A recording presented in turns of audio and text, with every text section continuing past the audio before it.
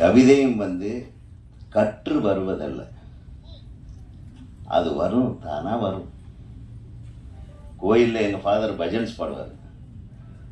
அந்த சுண்டல் கொடுப்பாங்க பஜன்ஸ் முடிஞ்ச உடனே. அந்த சுண்டலை வாங்கி சாப்பிட்றதுக்காக மட்டுமே பஜன்ஸுக்கு போவேன் நான். பார்த்தா எங்கள் ஃபாதர் உச்ச ஸ்தாயில் பாடுவார், பெருமாளை பற்றி பாடுவார்.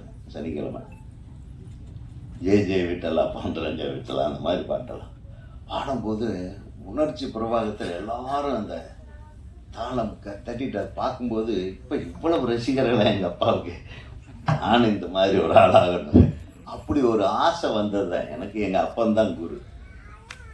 இன்றைக்கி நான் ஜெயிச்சுங்க நிற்கிறேன்னா இத்தனை பேர்த்துக்கு முன்னாடி ஒரு இடம் நீங்கள் கொடுத்து நான் உங்கள் கூட பேசுகிறேன்னு அதுக்கு காரணம் என் தந்தை தான். ஆக எங்கே வாழ்வியல் ஸ்டார்ட் ஆகுது பாருங்கள்.